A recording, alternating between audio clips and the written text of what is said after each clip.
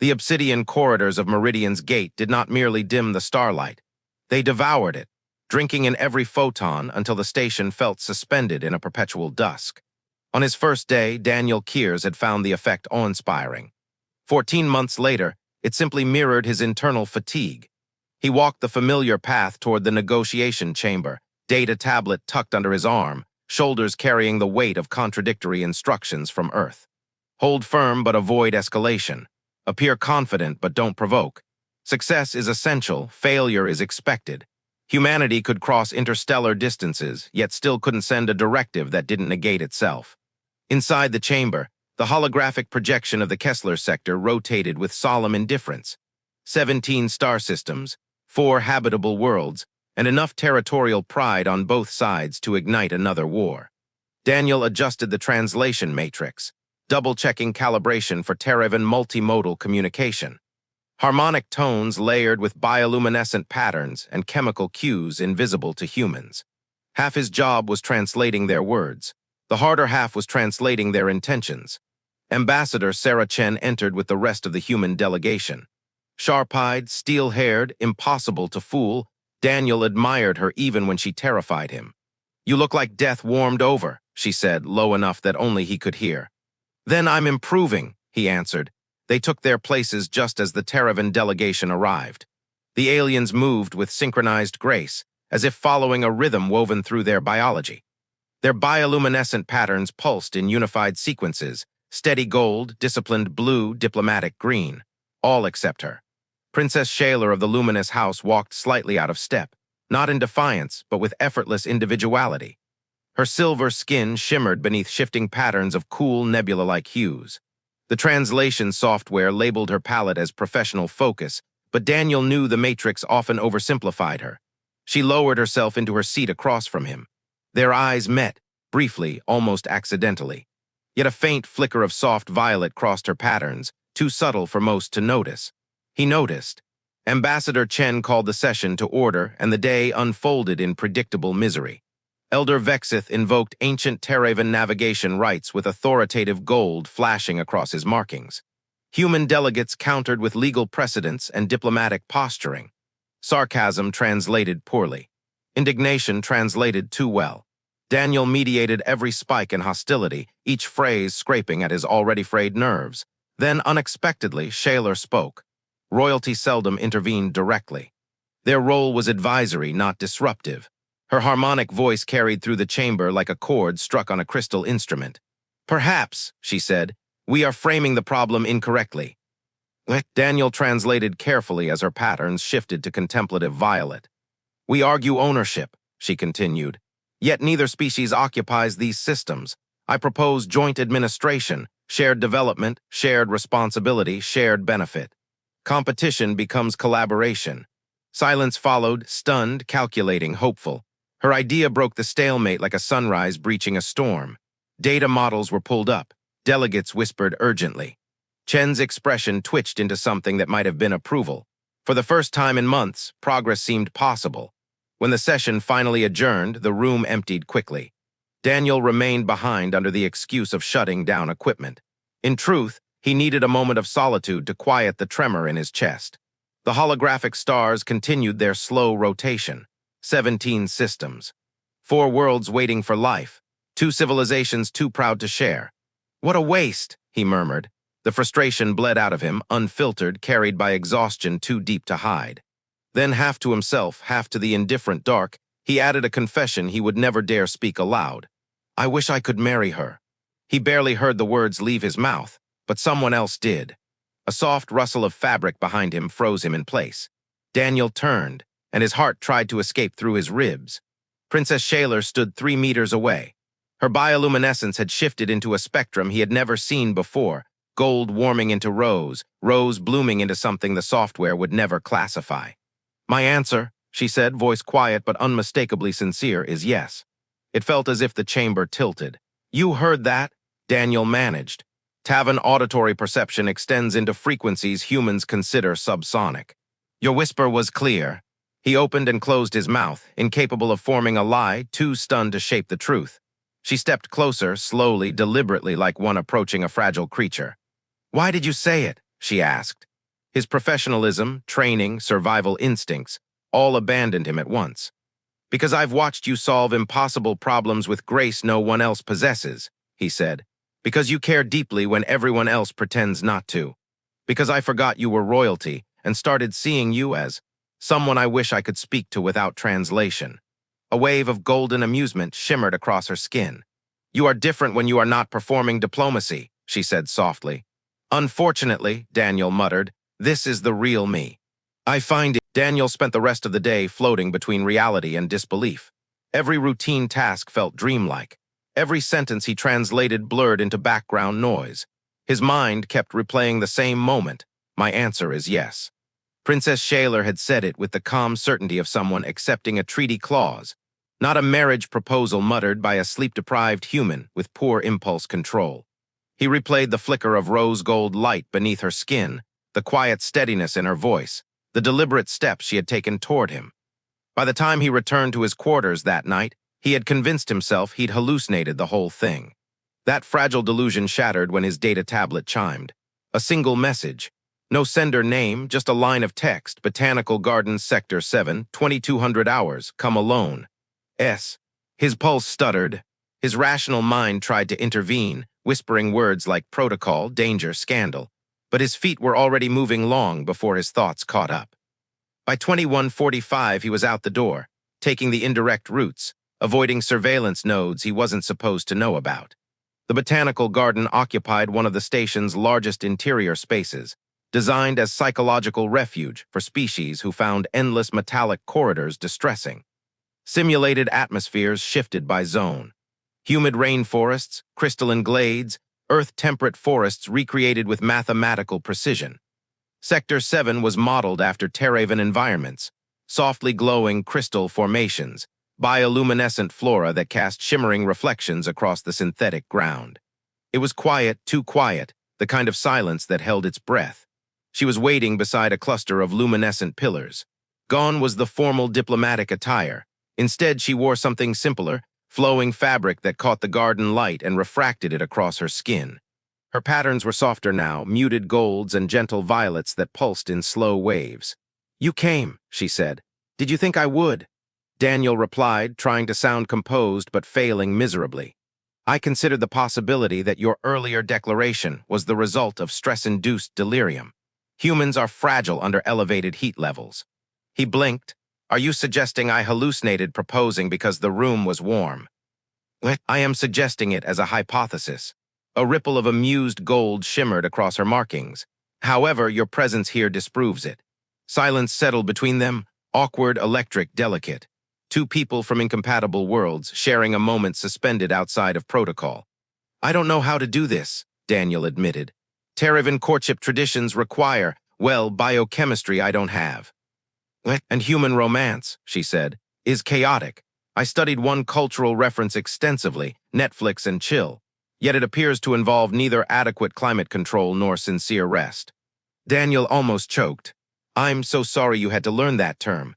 It is part of your cultural lexicon. I was attempting to understand the context." "You won't, no one truly does." A soft harmonic laugh escaped her, music layered beneath breath. The sound settled something in his chest, something warm and terrifying. He reached into his pocket. "Can I show you something?" He pulled out his personal data pad, not the diplomatic one, but the battered device holding fragments of a life he'd left behind. He selected a piece carefully. Claire de Lune, gentle, melancholic, sincere. The garden filled with the quiet piano. Light vibrated across the crystalline structures. Sheiler's bioluminescence immediately shifted, creating visual harmonies that moved in time with the music.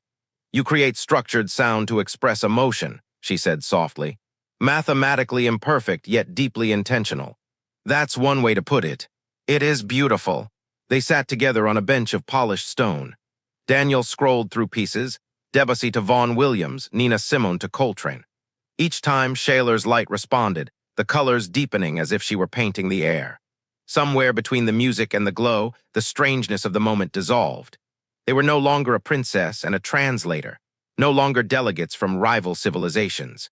Just two beings discovering each other in a quiet corner of the universe. "Why are you even at these negotiations?" Daniel asked when a pause finally settled between songs.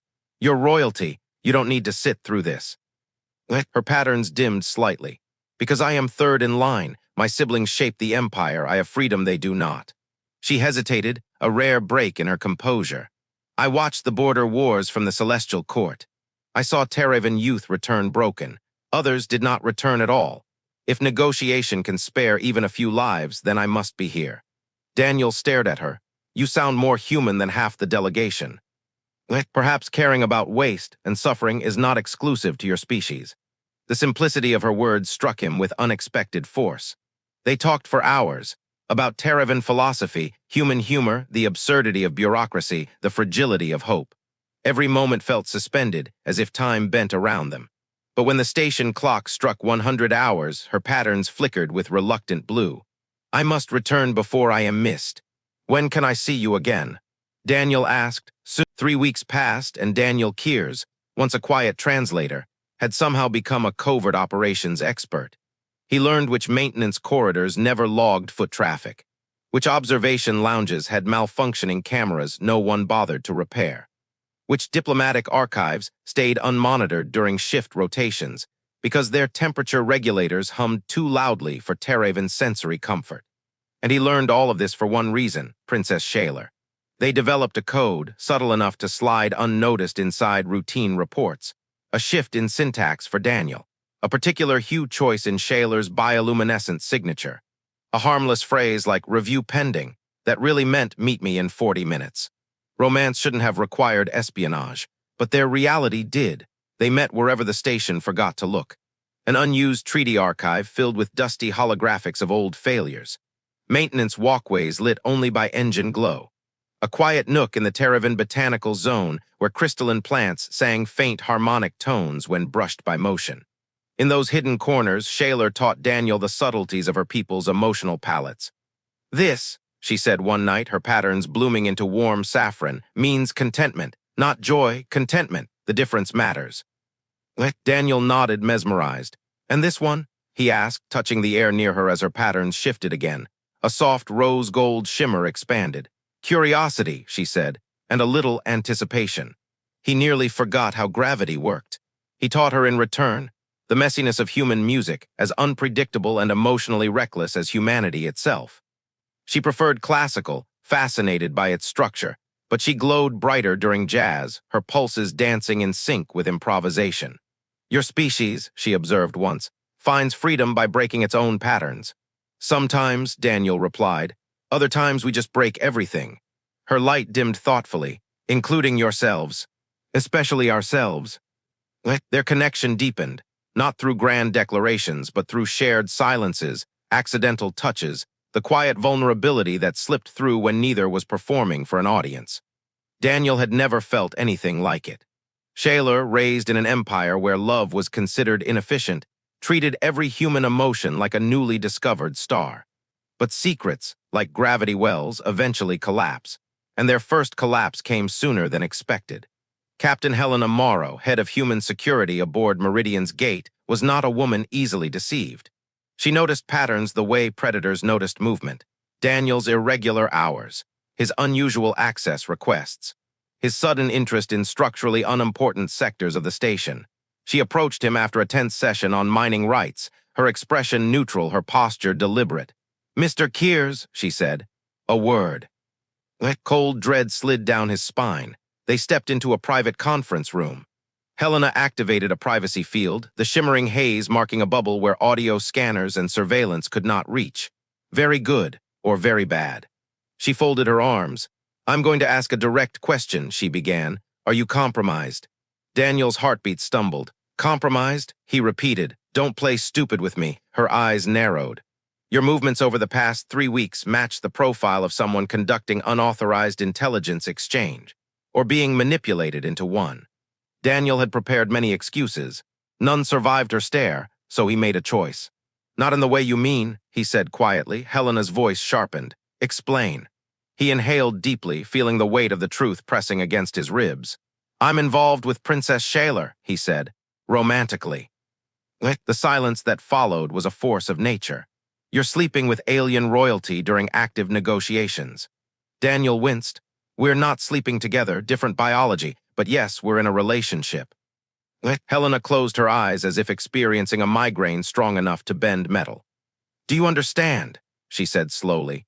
The sheer quantity of regulations, treaties, ethical codes, and political realities you are currently violating. Yes, you could derail months of progress. I know. You could start a war. I'm painfully aware.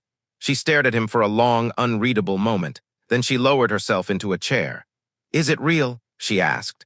Or is this, God help us, a diplomatic infatuation? Daniel didn't hesitate. I would resign my position today if that's what it takes to keep her safe. Helena's face softened by barely a millimeter. Then you're an idiot, she said. But perhaps not the dangerous kind. She stood abruptly. Be careful, Kierz, she warned. If I noticed, others will too, and some won't be so patient.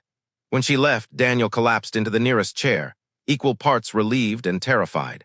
But on the Terraven side, a parallel confrontation unfolded. Vexith, elder advisor to the luminous house, found Sheiler reviewing Earth's latest negotiation draft. His patterns shifted in analysis. She was glowing differently. You are radiating tones not present in formal diplomacy, he said. She froze. I don't know what you mean. I have watched your palette for 40 years. I have never seen that shade of pink. Her facade crumbled. I am exploring the human concept of... The first sign something was wrong was the tremor. Meridian's gate did not shake. The station was engineered to absorb micro-impacts from debris the size of small vehicles.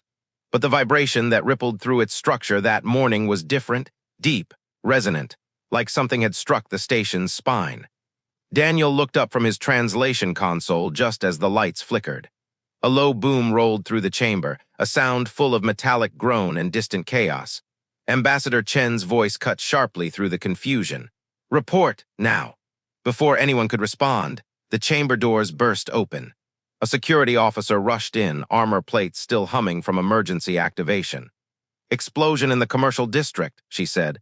3 dead, 17 injured, human and Terraven casualties. The room froze. Not in fear yet, but in recognition. Everyone understood what this meant. Someone wanted the negotiations to fail. Daniel felt his stomach twist. Sheiler's patterns, visible across the room, had dimmed into a restless, shifting blue, fear, grief, calculation all braided together. Emergency protocols activated rapidly. Delegates were escorted to secure zones. Negotiation schedules were suspended. Accusations began forming under the surface like cracks in glass. Within an hour, the entire station hummed with tension sharp enough to cut through armor. Daniel wasn't escorted back to his quarters. Instead, he was brought to a private debriefing room with Helena Morrow. The security chief wasn't angry this time. She was frightened, which for Helena meant her voice was even colder than usual. This is what I warned you about, she said. Hardliners have been waiting for an excuse, that explosion. It's the opening they needed. Daniel rubbed his forehead. Is there any evidence of who? No, and that's the point. They don't need evidence, they just need fear. Helena studied him for a long moment. And you, Daniel, need to be extremely careful. If anyone suspects your involvement with Sheiler now, they will spin it as espionage. Manipulation, a leverage operation. I know, he whispered. Do you? Helena asked. Because this isn't about scandal anymore. This is about survival. She left him alone with that thought, and the silence pressed in like gravity. Terraven security forces were equally shaken. On their side of the station, Sheiler faced her own inquisition. Vexith stood before her, patterns shifting in tight, worried lines. Your Highness, he said, the explosion will destabilize everything. Fear spreads faster than light. Already there are voices demanding immediate withdrawal from negotiations. Sheiler exhaled slowly. Who planted the device? No claim of responsibility, which means factions on either side could benefit. Chaos is profitable to those who desire war. Her patterns dimmed. And Daniel, is he safe? Vexith hesitated. He is guarded. Humans are protective of their own during crisis. That is not what I asked. He paused again too long. Some human delegates have noticed his behavior. They are suspicious. A cold ripple passed through Sheiler's bioluminescent patterns, sharp blues, fractured violets. He is not responsible for this, she said firmly. I know, Vexith replied, but knowledge and politics are rarely aligned. They managed to meet that night despite increased security, a meeting riskier than any they'd attempted before. Their sanctuary was gone. The archive where they had once found solace now buzzed with patrol routes. But Sheiler knew of a forgotten ventilation alcove behind an abandoned maintenance terminal, shielded from scanners by outdated insulation material. Daniel slipped into the alcove first, heart racing. Moments later, Sheiler joined him, her light dimmed so low it barely shimmered. They stood in the narrow space, close enough that Daniel could feel her warmth radiating through the thin air. "Are you hurt?" she asked quietly. "No, you." She shook her head. For a moment neither spoke. Silence pressed around them, thick with unasked questions. Daniel finally broke it. "This isn't going away, is it?" "No," she whispered. "The hardliners are exploiting the attack. Humans blame the Empire. The Empire blames humanity. Fear is devouring reason." "And us?" Daniel asked. She hesitated, something she rarely did. "We must decide," she said, "whether to protect ourselves or risk everything." Her patterns flickered uncertainly, something Daniel had never seen from her. "If we reveal our relationship now," she continued, "our people will claim manipulation. They will argue I have compromised Terraven politics, that you are acting as a human weapon. And if we stay silent," Daniel asked, "then peace may fall apart entirely, months of work lost, lives eventually lost." Daniel exhaled sharply. "So our choices are, destroy ourselves or destroy the negotiations." "No," she said softly, stepping closer. "There is a third option." Daniel looked at her, breath caught. "We tell the truth," she said. "Not strategically, not politically, publicly, honestly. We show them what we are, what we chose, and we let the reaction unfold as it must." "That could ruin us," Daniel whispered. "It could save them," she replied. Her voice was steady, but her patterns trembled, gold threaded with raw violet, uncertainty wrapped around hope. Daniel reached out and held her hands, something he never dared in daylight. "I'm tired," he said. "Tired of lying. Tired of pretending. And tired of translating everyone's hatred while hiding the one thing that feels right." Her bioluminescence warmed, blooming outward in a soft pulse. "You choose this?" she asked. "I choose you," Daniel said. The words felt like stepping. The negotiation chamber felt colder than usual the next morning. Colder, tighter, like the air itself understood a fault line was about to split open. Delegates filed in under heavy security presence. Murmurs rippled between rows of Terraven dignitaries and human officials, each whisper carrying pieces of fear, suspicion, and something more volatile, anger. Daniel sat at his translator station, palms sweating against the polished surface. He tried to steady his breathing, but every inhale tasted like dread. He knew what was coming. He and Sheiler had decided hours ago in a dim alcove with alarms echoing around them. They would tell the truth. They would risk everything. Ambassador Chen entered last, flanked by security. She looked exhausted, tired enough that even her usually impenetrable expression had fractures running through it. "We will resume discussions regarding the explosion and its implications," she began, voice level but strained. "However," she paused, her gaze shifted to Daniel. To his horror, she nodded toward him. "Mr. Kierz has requested the right to address this chamber before we begin." That wasn't part of their plan. She was giving him a platform, publicly, dangerously. Maybe she understood more than she let on. Daniel stood. His legs felt like unstable alloys, barely holding his weight.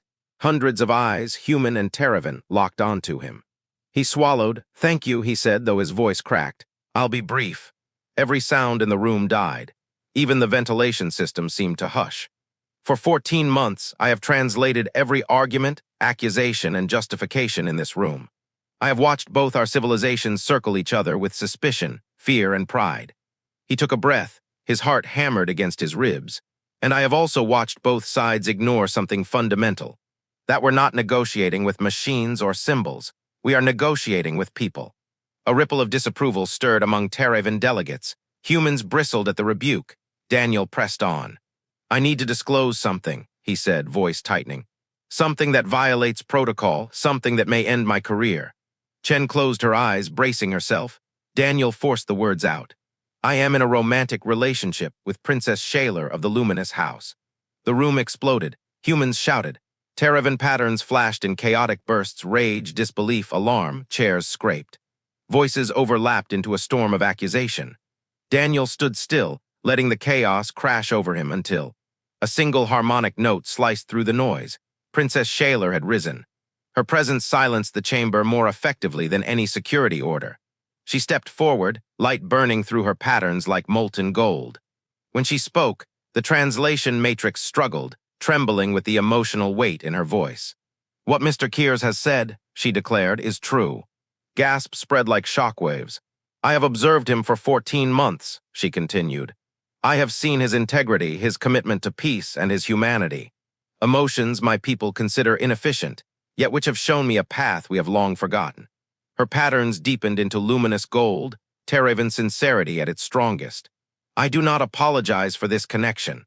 I do not regret it, and I will petition the celestial throne for formal recognition of our union."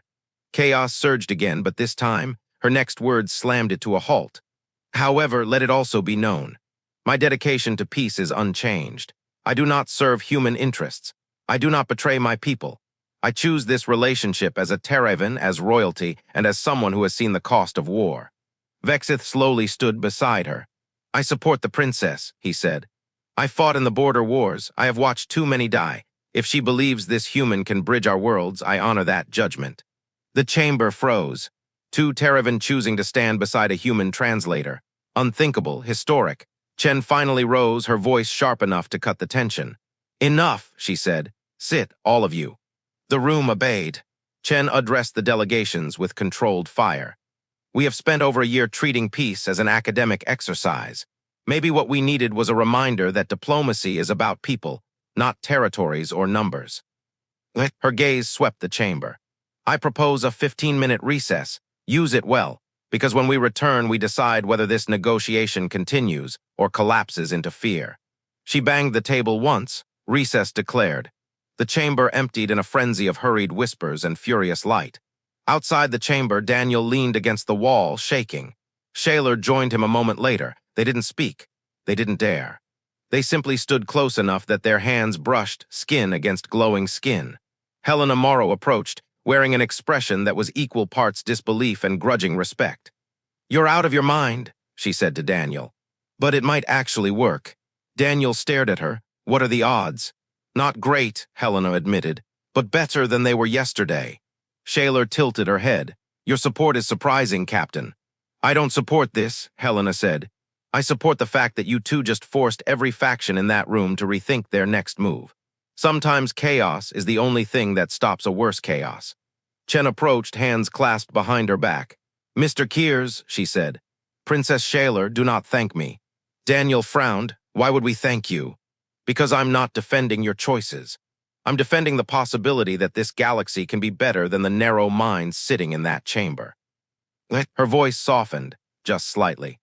"And because if this works, if your relationship helps forge real connection, then your scandal may become the foundation of the strongest peace treaty in modern history."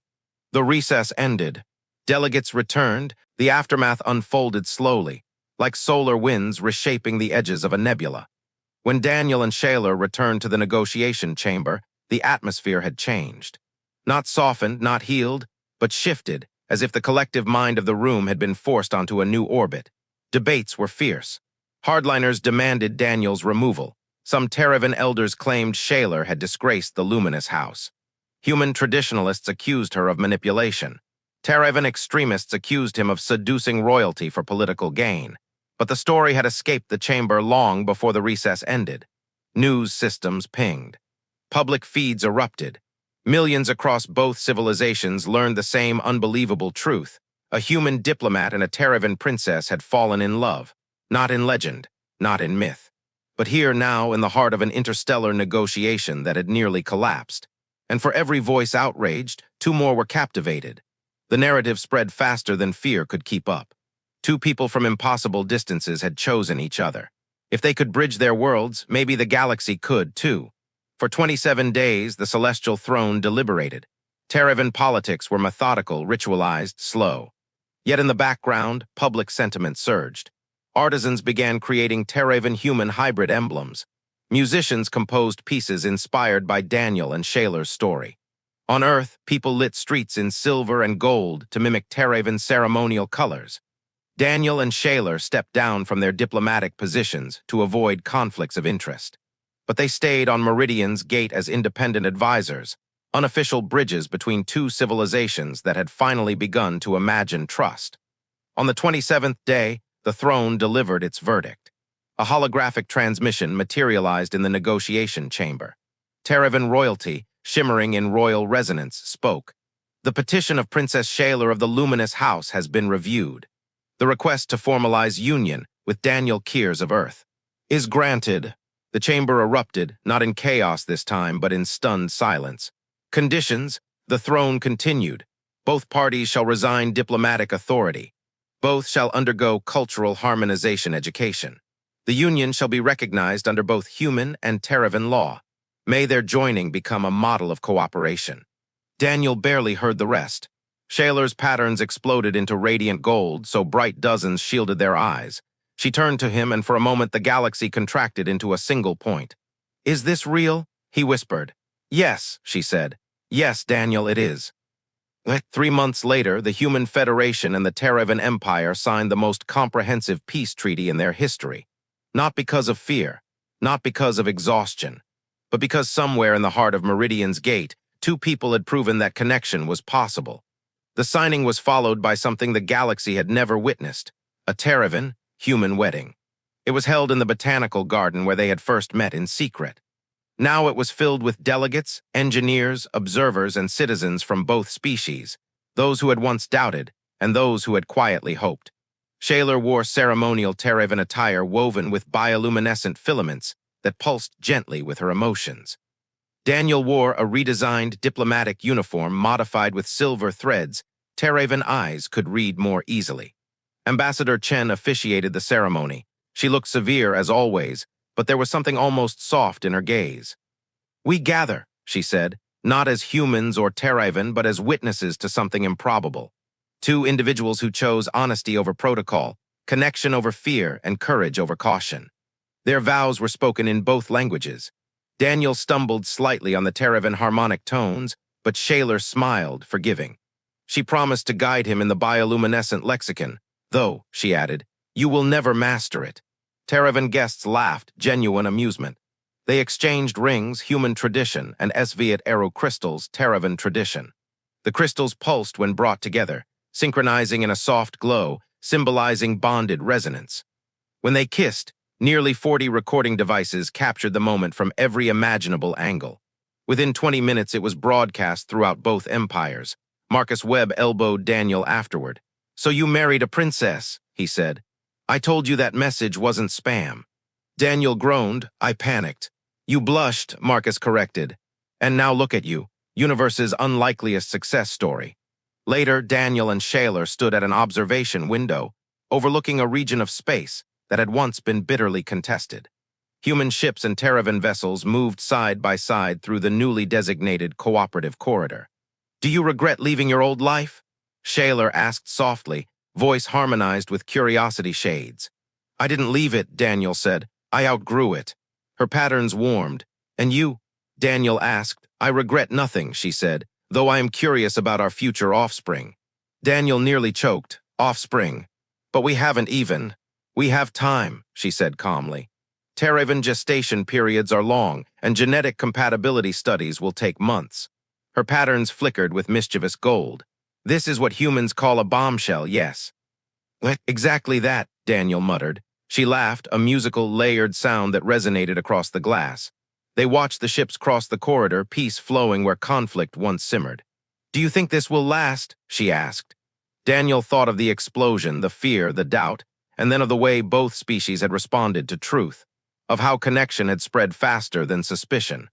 "I think we gave peace a chance it never had before," he said. "And sometimes that's all history needs." Sheiler rested her head lightly against his shoulder. "Then let this be our shared history," she whispered. Daniel took her hand, feeling her bioluminescence pulse beneath her skin, warm, alive, hopeful. For the first time since arriving at Meridian,